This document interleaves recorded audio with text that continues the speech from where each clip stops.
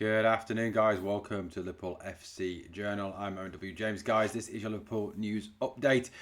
Right, look, everything is Salah at the moment, isn't it? Obviously the fallout from that, and as Fabrizio Romano now is putting out there that Salah is likely to be obviously not involved in the Champions League game against Inter Milan on Tuesday night in Italy.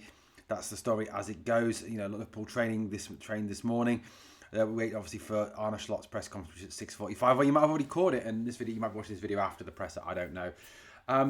Look, I think there's one thing we need to kind of get into perspective here. Look, forget the Mo Salah thing for a moment. I know it's really hard because obviously it's a major thing that's going on at the football club at this moment in time. The whole fallout of the Salah thing, and it's been talked about on every media outlet. And I must have seen hours and hours of a comment, not only from ex-Liverpool players. Graham Souness obviously ranting about the whole Salah situation this morning on Talk Sport. Martin Keown and Simon Jordan talking about it. I honestly think Simon Jordan kind of hit the nail on the head a little bit with what he said, which was he talked about the fact that he feels that Mo Salah is trying to engineer something here, that he is trying to engineer a move away from the club to some degree. I mean, there may be something in that. I don't know. Obviously the Saudis are interested, the MLS are interested. There's money to be made there for Salah and his family, and I think obviously long term, I suppose Mo's got to consider what the best for his family are, what best for his children are, and obviously a life-changing amount of money out in Saudi or in the United States of America, might be something that he's looking to do now. I don't know. Look, it is what it is, guys. But I think one thing that's kind of been lost with this whole Salah situation is, looking back at that result on Saturday against Leeds United, and obviously to some degree the game against Sunderland the other night as well. And I think one thing that's become really easy and obvious to see is just quite how soft and easy this Liverpool team are to play against. And you go back to Jurgen Klopp's time, and there's one thing that can never be levelled at Liverpool. There'd never be a case of us ever been easy to play or easy to beat. Even in a situation when we're 3-2 up, we would just keep on going and smashing the opposition and going for 4-2, 5-2, etc., etc. There would never be a case of shutting the shop up and trying to hold on to what we'd got or even hold out for a draw. Slot's done that a few times this season. The way at Chelsea, Liverpool were, I think, in the ascendancy at 1-1. I think they were most likely to win at that point. He brings on Endo, tries to shut up shop, and we go on to lose 2-1. The game against Sunderland, obviously, again, I think was different slightly. He did do the world famous Arne Slot, let's see how much shit we can chuck at a wall and hope some sticks kind of approach of emptying the bench. But on Saturday there was an element of when 3-2, there was an element of, again, trying to stick for the win, trying to shut up shop again, which isn't really the way of Liverpool works. I don't think it actually works with this team. And what's also, I think, really interesting is the comments that have been made by Regis Lebris, the Sunderland manager, and also Daniel Farke, the Leeds manager. Obviously, two managers of newly promoted teams, when both have kind of branded Liverpool quite easy to play against, and soft, I think, was kind of the connotation that they were giving. Now, Regis Lebris, during the week, remarked that he was quite surprised and delighted at how much ball Liverpool allowed Sunderland to have, and how Sunderland were allowed to play on the game at Anfield the other night. And obviously the fact that he was expecting a lot tougher game, but obviously didn't get it, which I think is interesting, isn't it, when an opposition manager is passing those comments and saying, look, you're actually easy to play against, you're actually quite a soft touch, which is worrying to hear. This is, like I said, this is going to sound really disrespectful, but it's that's the Sunderland manager and the Leeds manager. This is not Pep Guardiola, Manchester City. This is not Mikel Arteta and Arsenal. This is very different to that.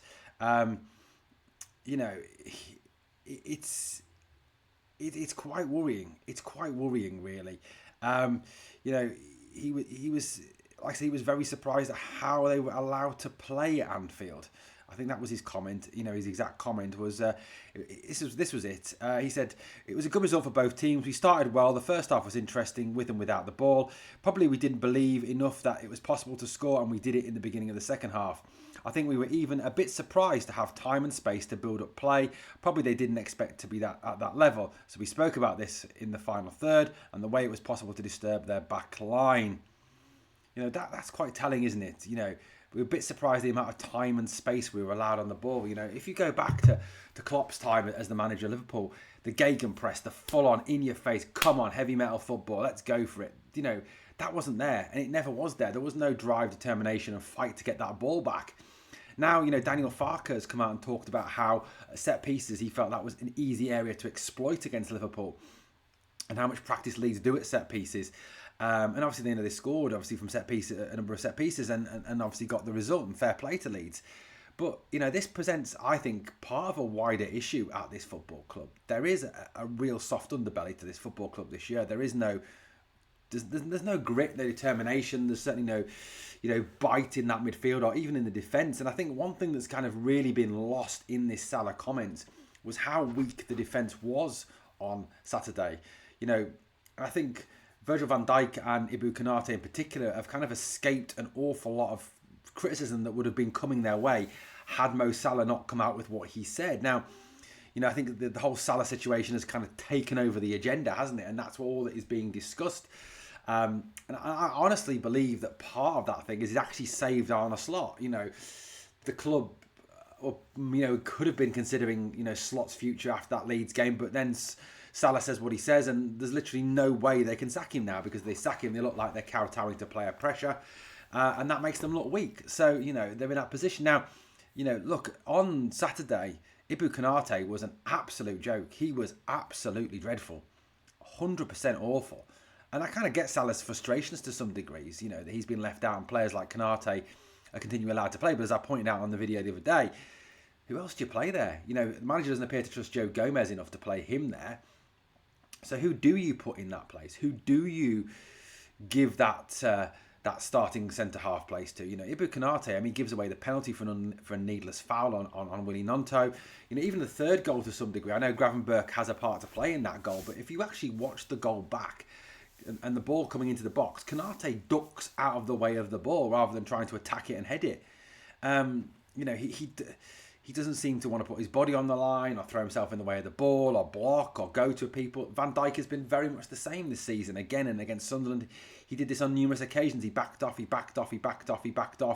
no point was he prepared to put his body on the line, throw himself at the ball, engage in the tackle. And, you know, it is kind of worrying how soft this team is to play against, and you know how lacking in fight and battle. And you know, after watching Jurgen Klopp's Liverpool for so long now, you know, to see this, even to watch last season as well, the lack of fight, the lack of engagement, the lack of determination to go win the ball back and to put teams under pressure, and in effect to make it easy for teams to play against Liverpool is quite scary. It really is. And the drop off now.